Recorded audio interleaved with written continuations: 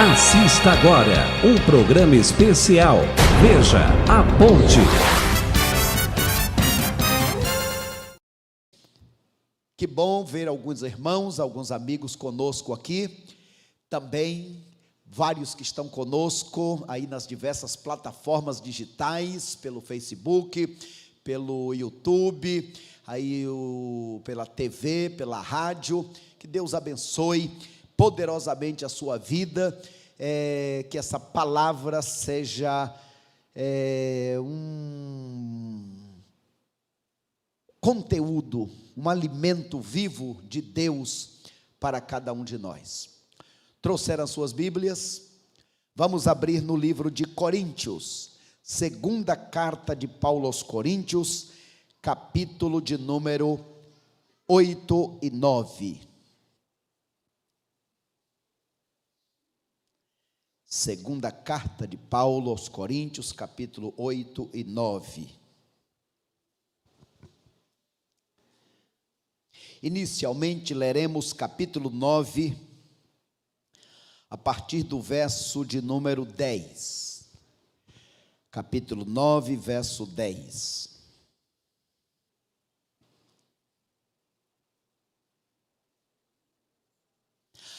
Aquele que dá semente ao que semeia e pão para comer, também suprirá e multiplicará a vossa semeadura e aumentará os frutos da vossa justiça. E em tudo sereis enriquecidos, para serdes generosos, o que por vosso intermédio produz ações de graças a Deus.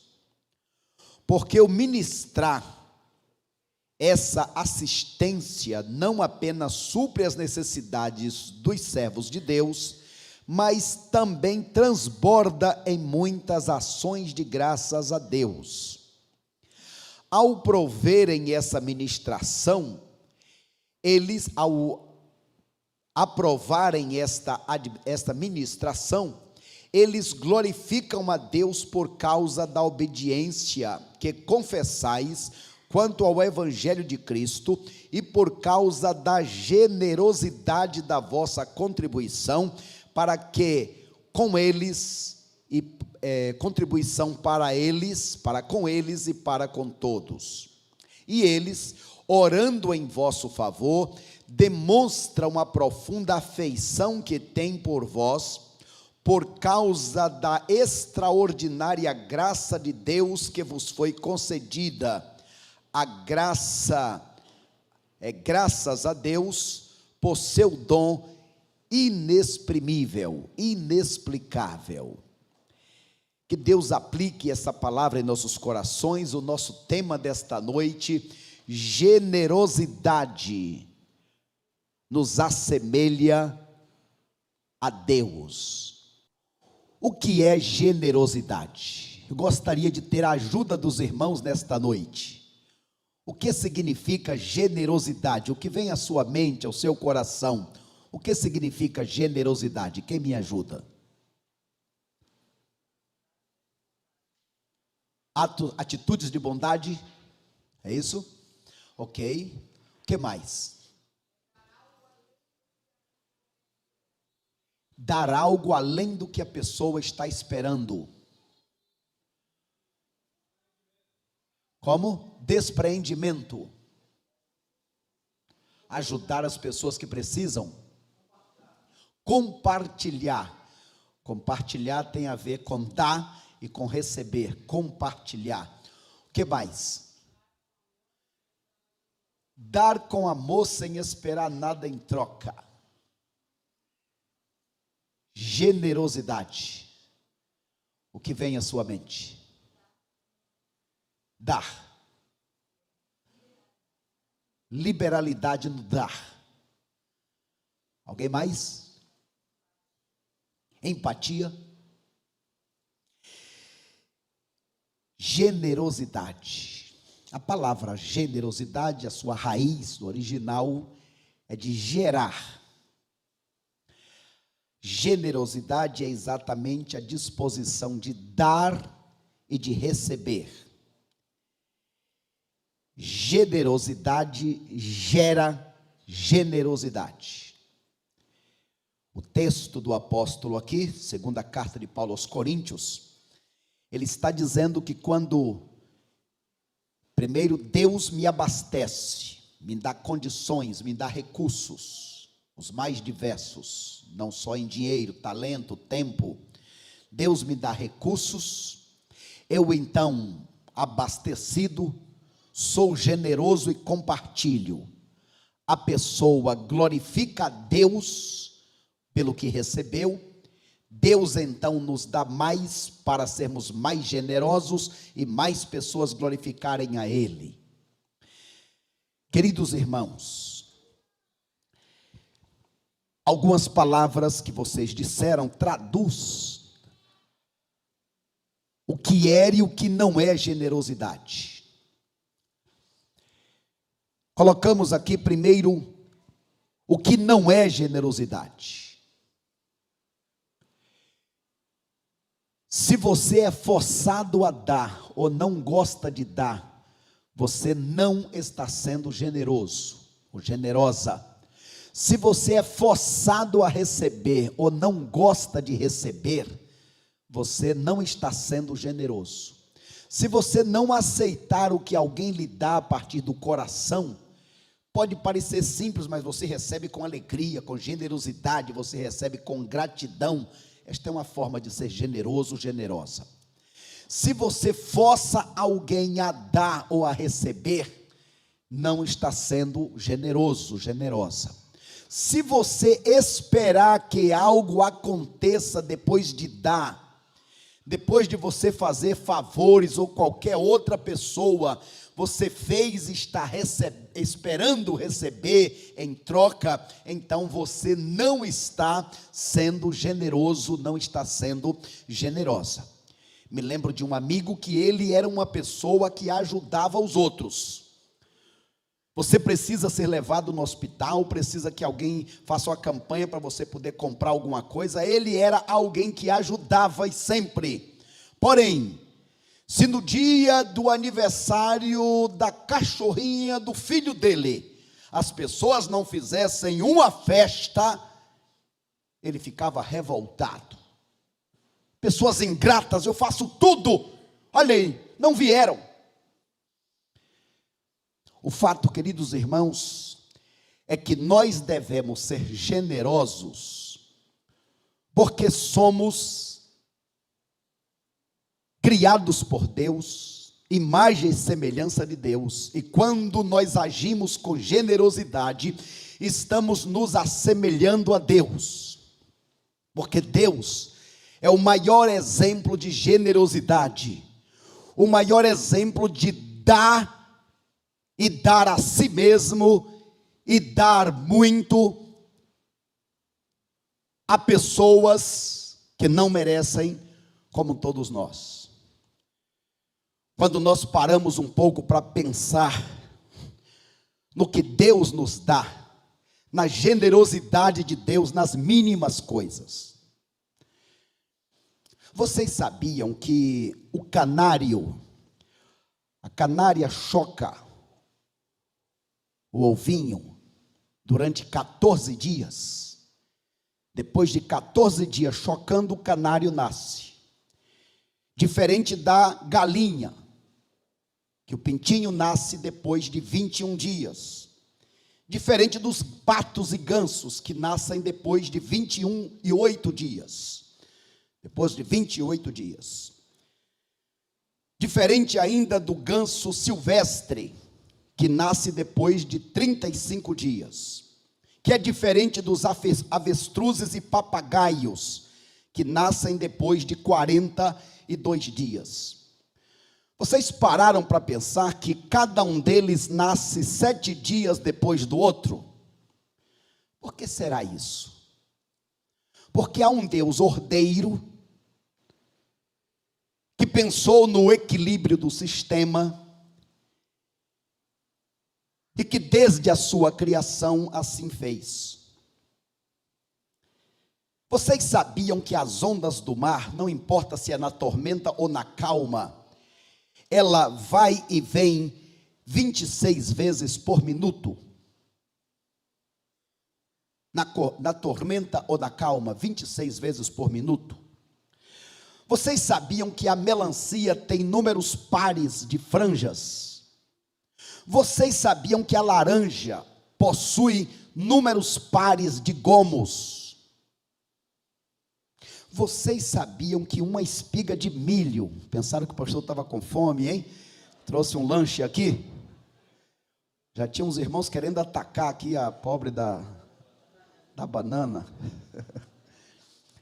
Mas vocês sabiam que as espigas de milho, todas elas têm número par em cada fileira? E quando você contar os grãos de uma espiga, sempre será de números pares. A ciência descobriu isso.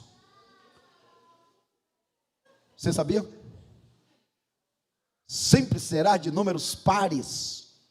É por isso que Jesus, quando contou a parábola, disse: do semeador saiu a semear, e um deu 30, outro 60 e outro 100. Porque ele já sabia que são números pares. Vocês sabiam que uma penca de banana, a última penca do cacho, tem sempre números pares de bananas? Já sumiram duas aqui, ó. Sabiam que todas as pencas, o último cacho a última penca tem números pares, e que a de cima tem número ímpar, e a outra tem número par, e a outra tem número ímpar, e a outra tem número par, e a outra tem número ímpar? Curiosidade para durante a semana aí.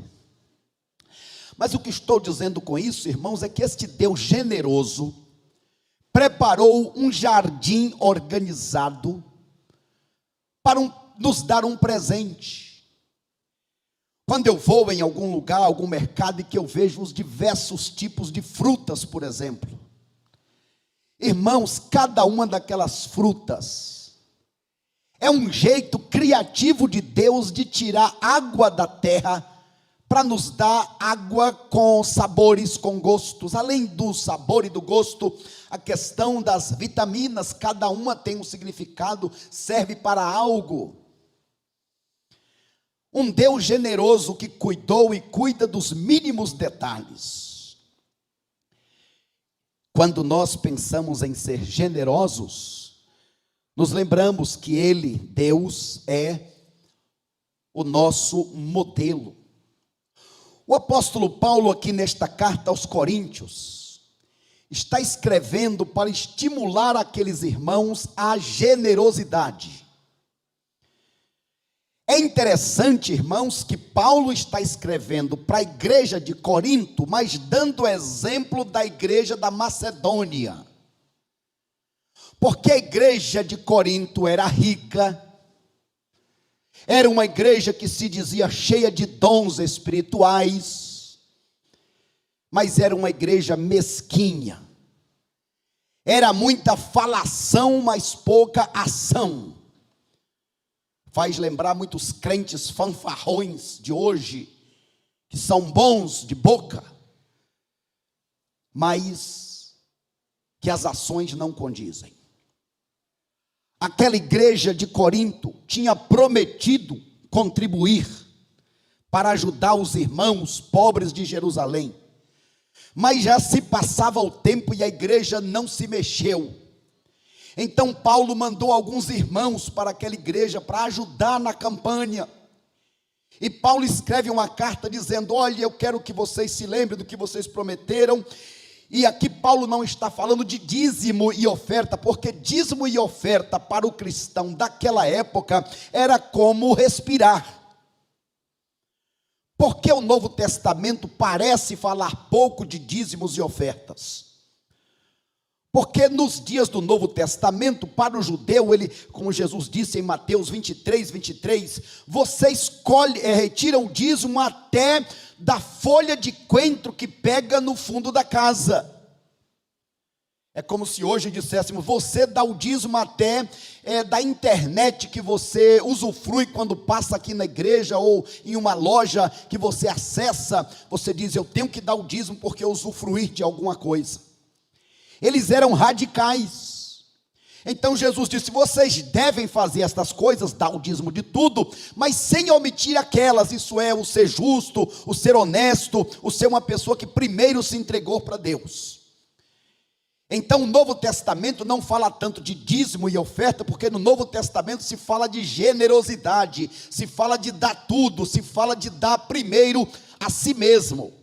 É mais do que a obrigação do dízimo e da oferta. Porque não dar o dízimo e a oferta é roubar a Deus. E o dízimo e a oferta, Deus pede de cada ser humano que nasceu na terra, não é só do crente. E quando o ser humano não entrega a Deus o seu dízimo, ele está dizendo: Deus, eu não te reconheço como dono. Está roubando de Deus. Paulo está falando de uma campanha especial e que aquela igreja não estava entregando. Então ele usa o exemplo da pequenina igreja da Macedônia. E aí ele diz a situação daquela igreja. Ele diz: olha, aquela igreja, os irmãos da Macedônia, primeiro eles vivem numa grande tribulação, perseguição. Eles vivem numa grande extrema pobreza. Mas apesar disso, eles tiveram um extremo gozo. Aqui é no capítulo 8, de 2 a 5. Tiveram um extremo gozo, porque eles, além do que podiam dar financeiramente, em materiais e tal, voluntariamente, na verdade, eles ansiavam pelo privilégio de compartilhar, de participar da campanha. E eles se deram primeiramente ao Senhor e também aos irmãos. Ou seja, além deles darem coisas, eles foram generosos e eles deram-se a si mesmos. Tem uma frase que eu repito sempre, gosto de repetir sempre para minha esposa. A frase é em muitos momentos: faz mais quem quer do que quem pode. Isso diante de irmãos que a gente vê indo além das suas possibilidades, quando existem muitos outros que encolhem os braços, recuam, se escondem. Então Paulo está dizendo: vocês coríntios, que falam tanto, que são tão espirituais, tão ricos, é verdade. Em primeiro lugar, vocês olhem o exemplo destas igrejas da Macedônia, Filipos, Tessalônica. Segundo lugar, vocês devem olhar o exemplo do próprio Cristo. Veja aí capítulo 8, versos 8 e 9, veja aí na sua Bíblia. Não digo isso como quem dá ordens, mas para provar a sinceridade do vosso amor, mediante a comparação com a dedicação de outros. Ou seja, eu não quero que vocês passem vergonha. A igrejinha pequena contribuiu, vocês vão ficar sem dar nada? Segundo lugar, verso 9. Pois conheceis a graça de nosso Senhor Jesus Cristo, que sendo rico, tornou-se pobre por vossa causa, para que fosseis enriquecidos por sua pobreza. Ou seja, vocês devem ser generosos, não apenas pelo exemplo daquela igreja pequena, que deu além das condições, mas por olhar para Cristo. Cristo, sendo rico, tendo tudo, adorado por anjos, se dispôs a vir aqui, se submeter a viver como um ser humano, a receber bofetadas, cusparadas. Por que ele fez isso? Ele desceu todos os degraus para fazer de vocês ricos. Ele é o primeiro e maravilhoso exemplo de generosidade. O apóstolo continua. Alguns critérios quando você for praticar generosidade. Desculpe aí se puderem consertar. É 1 Coríntios capítulo 8. Quem está comigo aqui? É 2 Coríntios capítulo 8, tá? O texto ali está errado. Isso, é 2 Coríntios capítulo 8. Se der, se não, todos sabemos aqui, os que estão acompanhando também, o texto é 2 Coríntios capítulo 8. Veja aí na sua Bíblia, verso 12. Porque se há disposição, isso é aceitável de acordo com o que alguém possui, e não de acordo com o que não tem.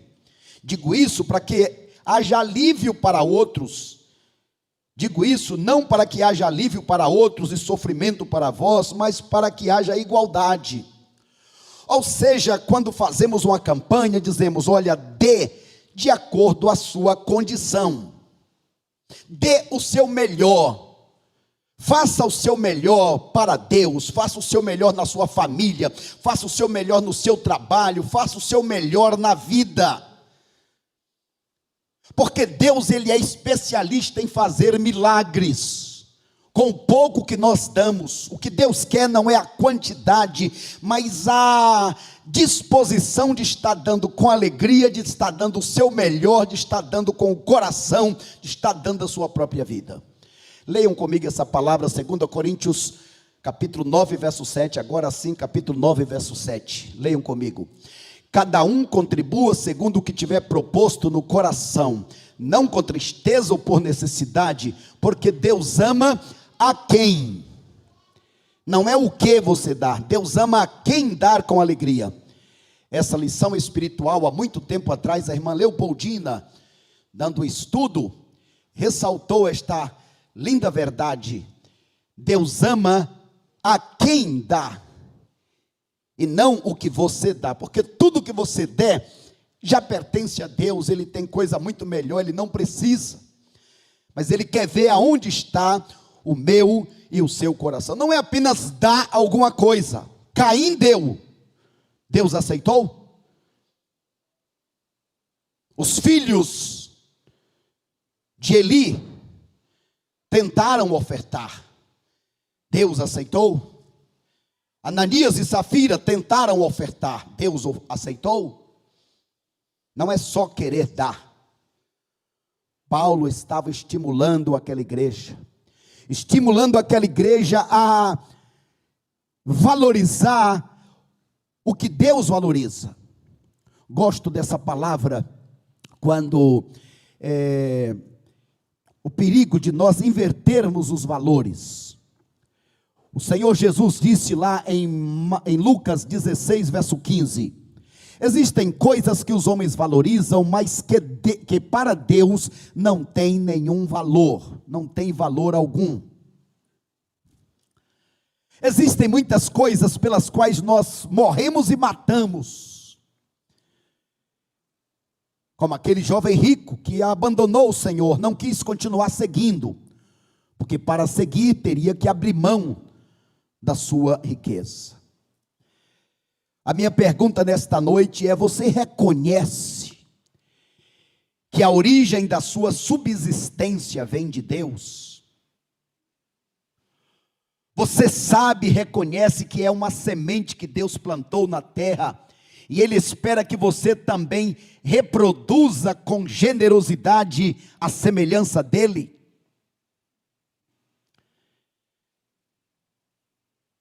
Deus te deu sementes. O teu salário é uma semente, mas também o tempo que você tem é uma semente. Os teus dons, os teus talentos, a tua família. Uma mensagem que precisa ficar em nossos corações nesta noite é: conte com a provisão de Deus para a sua subsistência. Você pode dizer para a pessoa do lado aí: conte com a provisão de Deus para a sua subsistência. Você não está sozinho.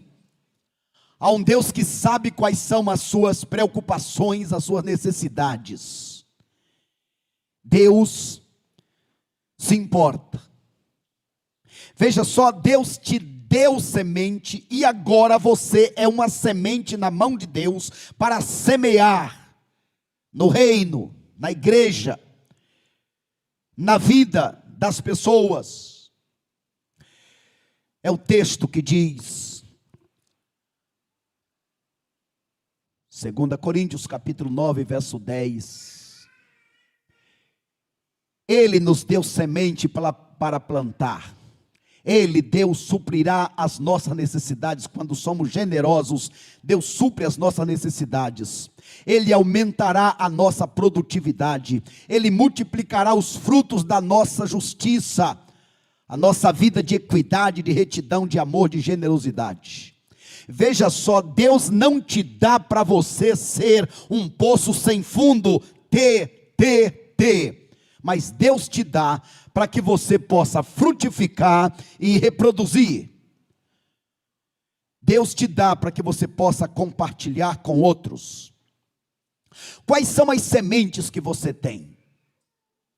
Quando olhamos para a Bíblia, nos lembramos de Joquebede. Recebeu uma semente chamada Moisés. Ela cultivou, colocou nas mãos de Deus, e aquela semente germinou, prosperou.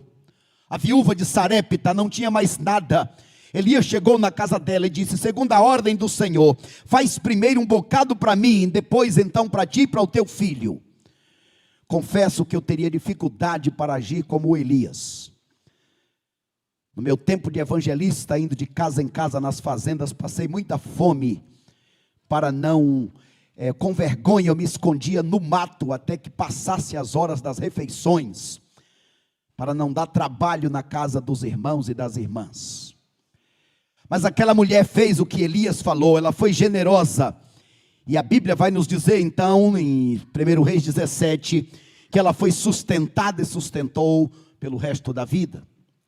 Da mesma forma, o jovenzinho que tinha os seus pães poderia esconder, mas ele entregou ao Senhor generosamente, e aqueles pãezinhos se transformaram em multiplicação, e em alimento, e acima de tudo em glorificação ao nome de Deus. A minha pergunta é: o que é que você tem em sua mão? Nesta semana, quais atos de bondade? Nesta semana, quais atos de gentileza? Como é aquela frase mesmo? Gentileza gera gentileza. Conhece gente ruim? Que é tropeço, que atrapalha, que chateia? Gentileza.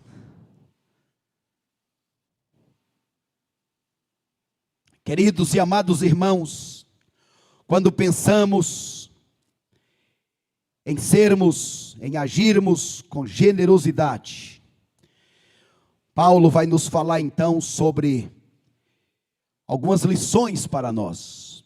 Veja aqui, pelo menos 4 lições iniciais, leiam comigo. Primeiro, Deus é que dá a semente e o pão. Segundo, o bom uso do pão e da semente são a base da nossa prosperidade. Terceiro, nossa prosperidade deve motivar nossa generosidade. Quanto mais eu tenho, mais eu dou. E quanto mais Deus vê que eu dou, Ele vai me dar.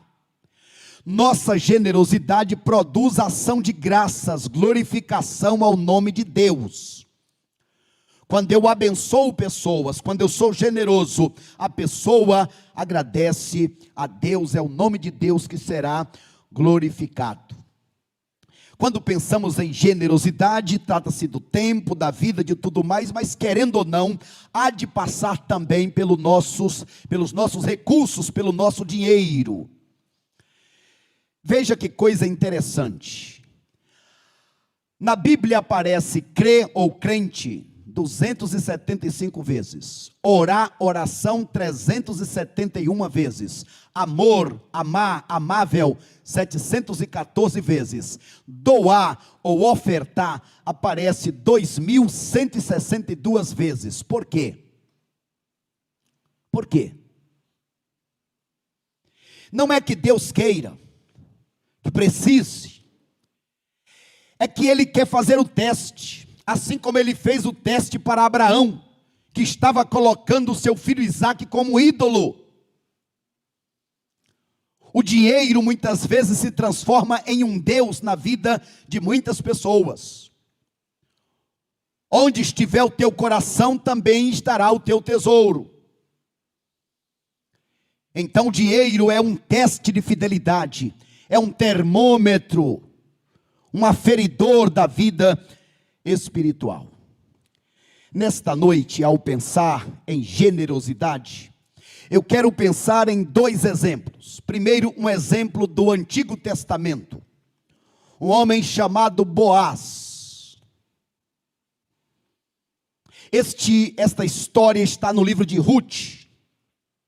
O livro de Ruth é o único livro da Bíblia que não tem o nome Deus. Mas o livro de Ruth, ela conta a história de uma família. O nome do homem, pai de família, era Elimeleque, que significa meu Deus é rei ou Deus reina. Ele se casou com uma mulher também cristã, serva de Deus, chamada Noemi, que quer dizer doçura. Este casal sofreu um tempo de fome na cidade de Belém. Belém, casa de pão, não tinha pão. Esta família, esse casal junto com os 2 filhos, o filho Malom, que quer dizer adoentado, e Quilion, arruinado completamente. Sugestão aí para quem quer nome de filhos. Malom, adoentado, e Quilion, arruinado completamente. Esta família, pai, mãe, 2 filhos, homens, saem de Belém, casa de pão, e vão para Moabe, cidade idólatra, fugindo da fome. Lá, Elimeleque vem a morrer. A mulher fica viúva. Mas também os seus 2 filhos agora casados. Um casado com Orfa, que quer dizer aquela que tem uma grande juba. E o outro casado, não sei se tem alguém aqui com uma grande juba. O Luciano logo apelou ali. Orfa, uma grande juba, e a Ruth, vistosa, a bonita. Não sei se tem também aqui a bonita. Tem aqui a minha filha, Lília, ali, ó. Eita. Bem, os 2 filhos, Malom e Quilion, morreram. A mulher agora ficou viúva e sem os 2 filhos. Ela disse então às suas noras: vão embora, porque eu não tenho mais filhos. Se eu viesse a me casar e tivesse filho, não ia dar tempo vocês se casarem, então siga o caminho de vocês. Orfa seguiu, mas Ruth disse: não, o teu Deus será o meu Deus, o teu povo será o meu povo, aonde quer que morra, ali morrerei eu. Irmãos, é maravilhoso valorizar o dia das coisas pequenas. Ruth foi uma boa nora, valorizou alguém que não tinha e não podia dar futuro para ela. Ruth foi generosa. Mas Ruth era uma moabita, não era israelita, portanto uma idólatra. Elas voltam para Belém. E chegando em Belém, as pessoas começaram a dizer: oh Noemi, tudo bem? Ela disse: por favor, parem com isso. Não me chame mais de Noemi, doçura, me chamem de Mara, amarga. Porque eu saí rica, voltei pobre. Foi verdade? Ela saiu rica? As pessoas gostam de acusar Deus. Mas ela disse: saí rica, voltei pobre. Deus levantou a mão e pesou a mão contra mim. Quantas pessoas que eram dóceis, doces, meigas, pessoas que eram generosas, pessoas que ajuntavam pessoas, mas que foram sendo machucadas, que foram sendo esbofeteadas, que foram ficando decepcionadas, amargas e perderam o prazer pela vida. Uma pessoa amarga,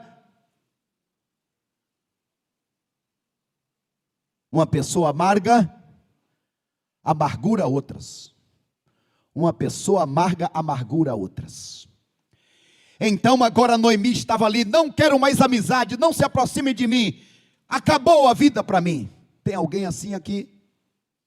Hoje é dia de recomeço.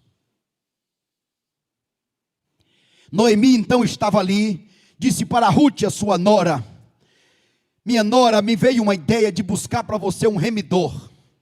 Havia algumas possibilidades. Ela disse que o ideal seria Boaz. Ele é bom, ele é rico, e ele seria um maravilhoso remidor.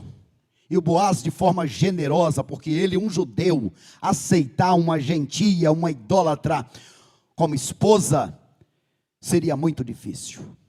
Mas ele agiu com generosidade, aceitou Ruth como sua esposa. Foi o remidor, representa Cristo.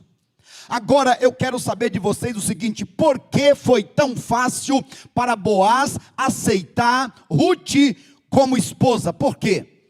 Porque não houve a rejeição ou o preconceito? Por quê? Quem era Boaz? Alguém sabe quem era Boaz? De quem era filho Boaz? Vocês se lembram da prostituta Raabe? A prostituta Raabe se converteu e ela estava no meio da comunidade de Israel. E ela podia dizer: bem, sim, agora eu sou uma serva de Deus, mas quem sou eu para ser feliz? Quem sou eu para ter família? Mas um dia Raabe estava no meio da comunidade e um jovem lindo chamado Salmão olhou para ela e disse: essa é a mulher. E Salmão então se casou com Raabe, e desse casamento nasceu Boaz. Então Boaz nasceu e se criou vendo pessoas apontarem para sua mãe, porque até no meio da igreja o que não falta são pessoas para apontar o dedo pelo passado dos outros. E aquele menino nasceu e se criou ouvindo essas palavras. Agora então ele disse: bem, eu vou aceitar esta mulher, porque eu sei o que é ser filho de uma pessoa que não é judia. Agora, meus amados irmãos, será que valeu a pena para Ruth, para Boaz serem generosos? Será que valeu a pena? Sim, porque Boaz e Ruth se casaram, como dissemos, e eles tiveram filho. Como foi o nome do filho? Obed. Um filho chamado Obed, e Obed teve um filho. Então Obed é agora neto da Noemi. Obed teve um filho. Como é o nome do filho do casal Obed e esposa? Como? Jessé. E esse casal deu para Noemi um tataraneto, que foi Davi. E Davi deu o que mais? Depois do tataraneto que vem, deu Salomão. E dessa genealogia vem Jesus. Assim aquela mulher que disse: Deus me abandonou, Deus se esqueceu de mim, Deus levantou a sua mão contra mim, ela não sabia que a sua história ainda não havia terminado. Ela não sabia que ia se tornar avó, bisavó de rei. Ela não sabia que ia estar fazendo parte da árvore genealógica de Jesus. Ela não sabia que Deus tinha um plano. Eles foram para Moabe. Lá em Moabe, quem é Moabe? Moabe são os descendentes de Ló, sobrinho de Abraão. Deus foi lá resgatar a geração, a família, e trazer de volta, colocando na árvore. Vale a pena viver em generosidade. O segundo exemplo é o exemplo do Novo Testamento. Isso, comigo aí na tela, deu uma pequena... O exemplo do Novo Testamento. Estamos falando agora do irmão Barnabé. É interessante, a igreja cresce, nasce em Atos 2. Em Atos 4 ela já está com mais de 5.000 membros. E entre aqueles membros, este homem chamado Barnabé.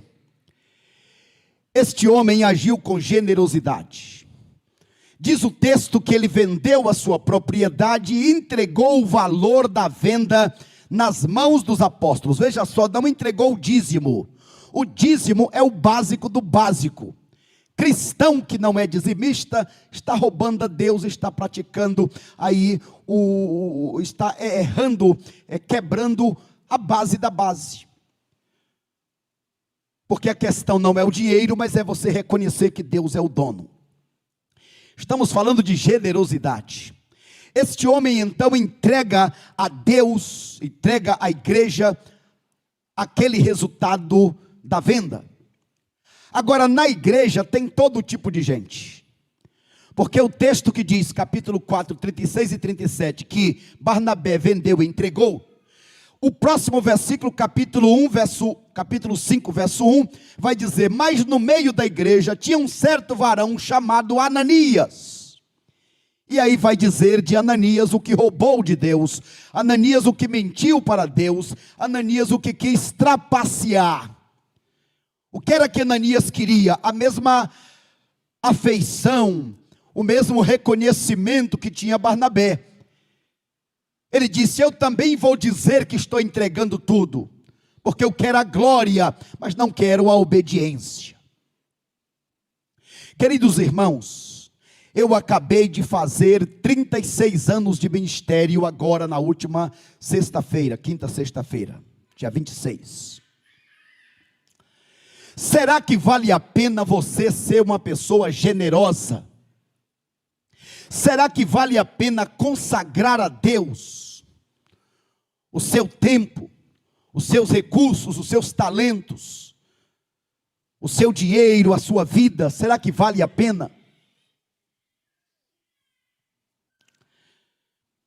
Deus me deu o privilégio de nascer numa família de certa condição financeira. Os meus avós eram donos de fazendas. O meu pai resolveu em tal data da vida abandonar os meus avós, o pai dele e o sogro dele. Saiu pelo mundo dizendo: eu vou conseguir a minha própria riqueza, sem depender dos pais. E ele saiu e buscou uma estratégia que foi de arrendar terrenos, grandes fazendas, plantar o cacau durante 4 anos, e depois ele ficava durante mais 4 anos usufruindo, e depois entregava a fazenda para o tal dono da terra. Era uma prática antiga. O fato é que ele conseguiu a sua independência, e além de fazenda, comércio. Quando eu nasci, que tive consciência, desde a minha tenra idade, 8, 11 anos, eu passava a noite sonhando, fazendo planos em como ganhar dinheiro, em como ficar rico. Começava, por exemplo, com uma galinha que a minha avó me deu, que vai colocar tantos ovos durante tantas semanas, tantos meses, tantos anos. A coisa aumentou quando meu avô me deu a minha primeira novilha, os planos. Aos 11 anos eu queria ser independente financeiramente. Por isso, toda sexta-feira, eu saía da casa na cidade, ia para a fazenda, e lá procurava juntar tudo que eu encontrasse de manga, de melancia, de pimenta, de tudo que se pensasse. Eu juntava tudo, levava para a cidade, no sábado botava na feira e eu vendia. Bem, era a tentativa de ser independente. Era o meu prazer dizer, desde novo: as minhas roupas eu comprei, a minha cama eu comprei, tudo que precisava eu comprei. E eu vou ficar rico, porque na minha terra e no meu tempo, grande não era quem estudava, grande era quem tinha fazenda e quem matava. Bem, aos 14 anos me converti. Quando eu me converti, o meu pai foi para minha mãe chorando. Meu Deus, tanto que eu tinha pena do irmão Chiquinho. Irmão Chiquinho era aquele evangelista que pegava um embornal, um saco, com um pouco de farinha e carne seca, e saía pelas fazendas e passava 15 dias, um mês. E o meu pai dizia: eu tenho pena do irmão Chiquinho, ele com aquele tamanco, um tamanco de madeira, no meio dessa lama, para lá e para cá, cada dia numa casa. É isso que o meu filho escolheu.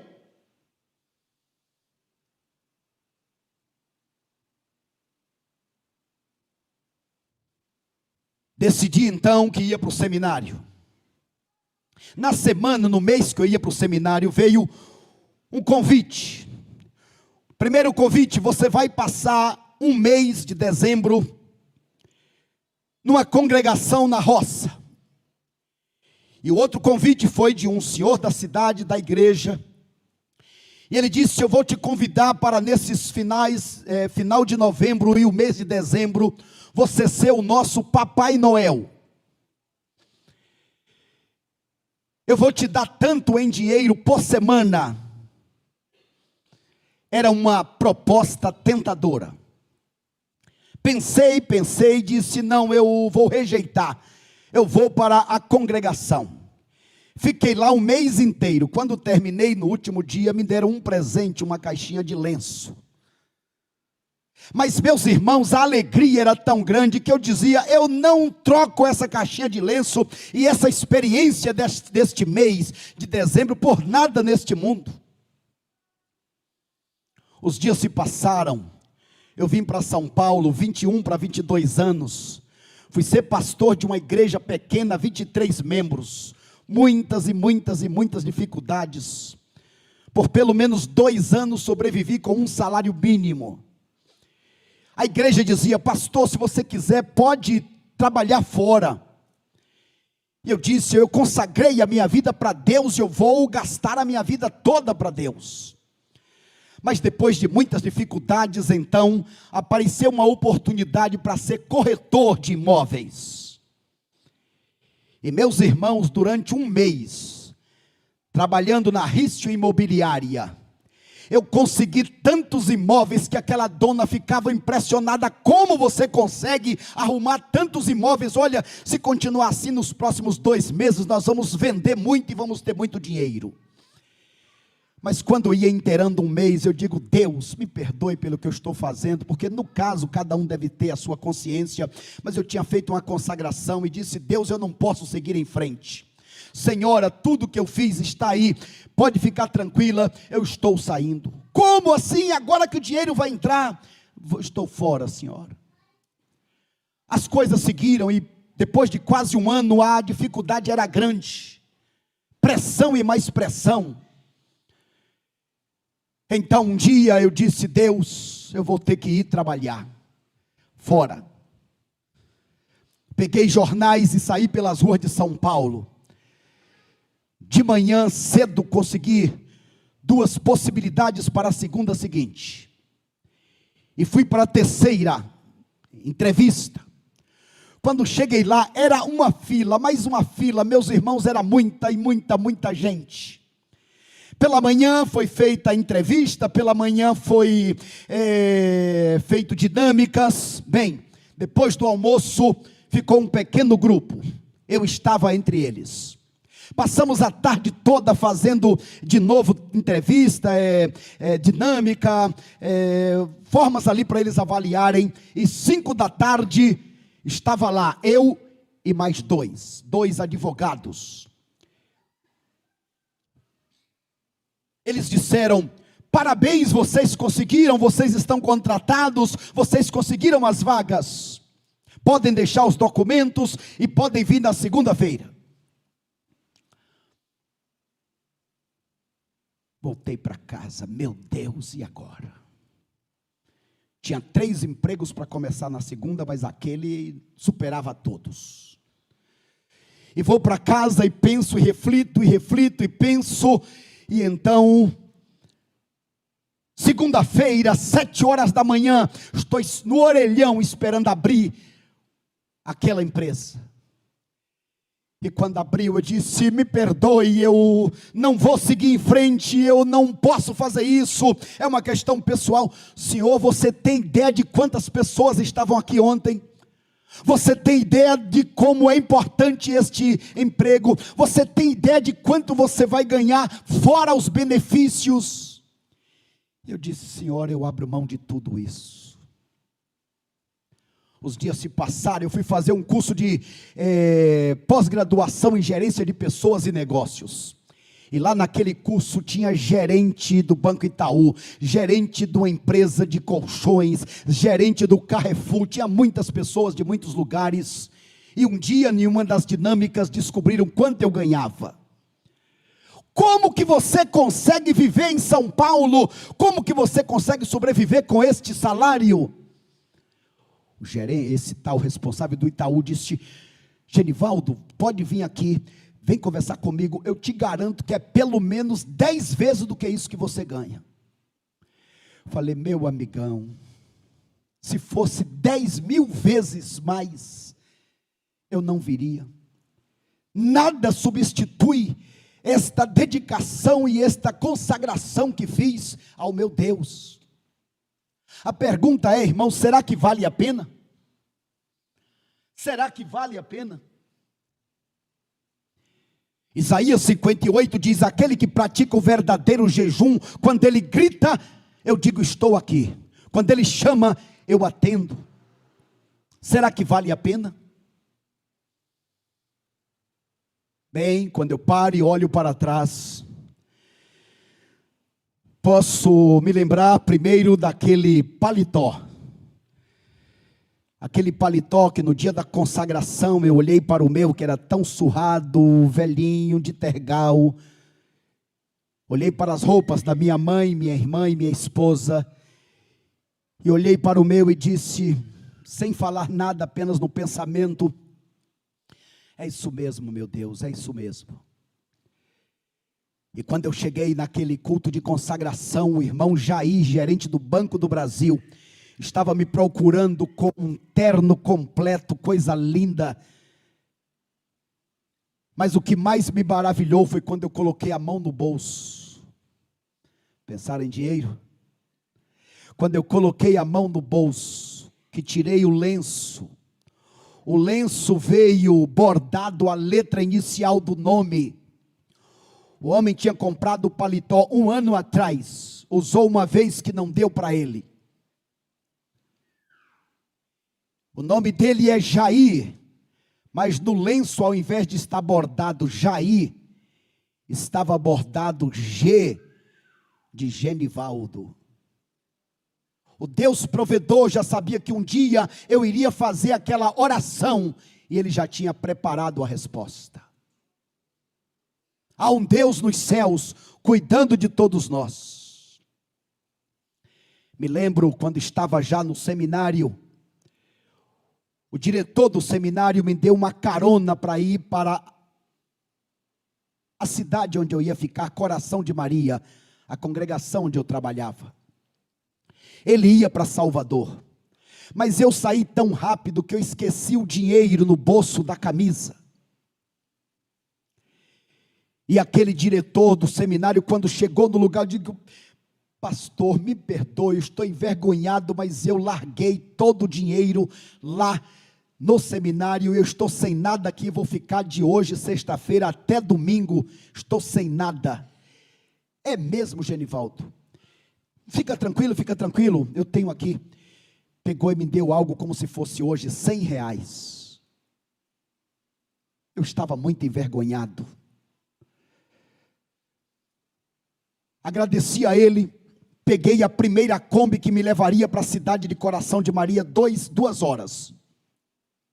Entrando na Kombi, como eu fazia sempre, eu comecei: meu amigo, Jesus te ama, quero falar do amor de Deus com você, e fui evangelizando aquelas pessoas.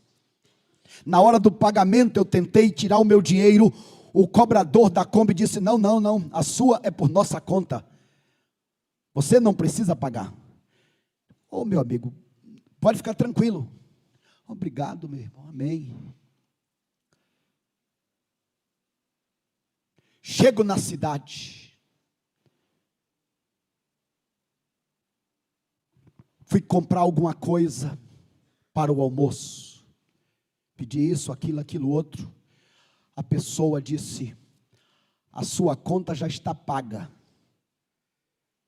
Pode ficar tranquilo, você não precisa pagar nada. Eu falei: poxa, obrigado, mas até aí a ficha não caiu. Irmãos, resumindo a história, na segunda-feira de manhã, eu estou com aquela nota ainda, estou voltando então, agora vou pagar a passagem da cidade até Feira de Santana, para onde eu ia. Fui indo, agora eu estou de ônibus, fui de pessoa a pessoa dentro daquele ônibus, falei do amor de Deus e tal, e assim por diante, como fazia sempre. E na hora que chegou o cobrador, que eu tentei pagar: não precisa, pode ficar tranquilo, a sua é por nossa conta.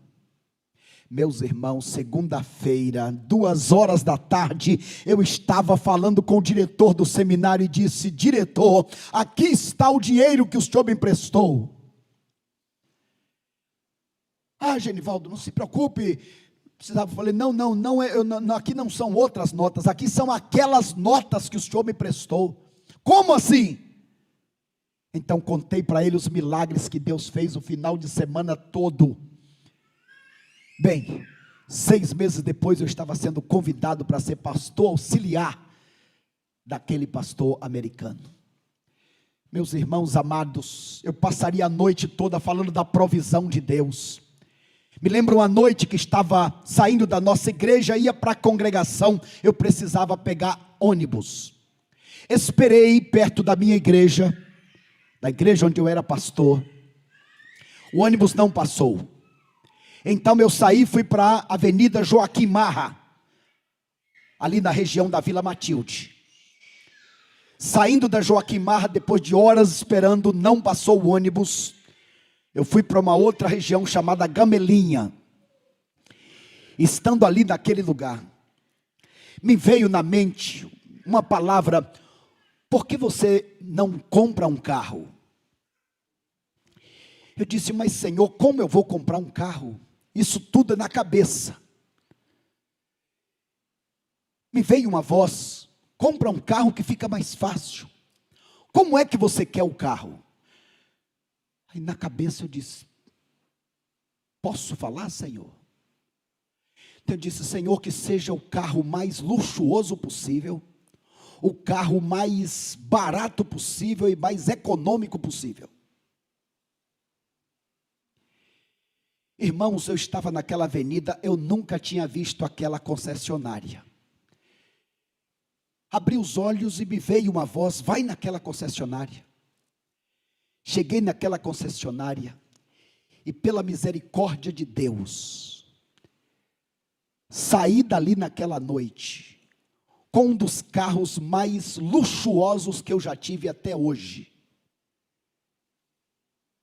Um Sephia, equivalente ao Civic, que é japonês, é do Japão. O Sephia é da Coreia. Era um carro muito especial. Foi com este carro que eu cheguei aqui nos primeiros meses.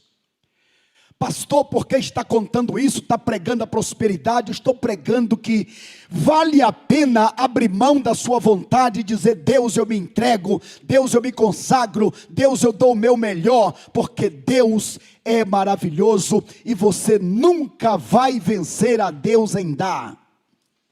Aqui não tem glória própria, aqui não tem a vaidade de dizer eu mereço, Deus me deu porque eu mereço, mas porque Ele é misericordioso. Eu encerro contando do dia em que eu estava aqui na Praia das Pitangueiras. Morei de aluguel na casa do apartamento do irmão Messias, membro da igreja, 5 anos. Depois, num outro apartamento no mesmo prédio, por mais 3 anos. E certo dia, então, estava na praia e olhei e vi muitas janelas de prédios. Estou na praia glorificando a Deus pelas águas, pela criação, pelas suas dádivas generosas. E veio uma palavra na minha mente: Senhor, tantas janelas, tantos prédios, não pode ter, Senhor, uma janelinha para mim? Sem dizer uma palavra, apenas na cabeça. Meus irmãos, não foi 6 meses que Deus misericordioso usou seus meios, uma cota de consórcio contemplada. Não precisei desembolsar 1 centavo para a contemplação. Eu não vi 1 centavo do dinheiro que saiu do consórcio. O próprio consórcio pagou à vista o apartamento. Pastor, teve coisas que você pediu e Deus não deu? Sim, centenas de milhares. Mas o que eu estou dizendo, meu amado irmão, estou dando nesta noite, nos 36 anos de ministério, eu estou dando o testemunho de que vale a pena. Pastor, se Deus não tivesse te dado a bênção naquela viagem para Coração de Maria, se não tivesse te dado o paletó, se não tivesse te dado o carro, se não tivesse te dado o apartamento, eu continuaria sendo fiel ao meu Deus. Porém, Ele é maravilhoso. E eu quero nesta noite deixar esse testemunho, dizendo: doe a Deus generosamente, doe seu tempo, seus talentos, seus recursos, sua vida. Você nunca vencerá a Deus em dar. Que Deus nos ajude a sermos generosos, à semelhança de Deus para todos nós. Amém? Deus nos ajude.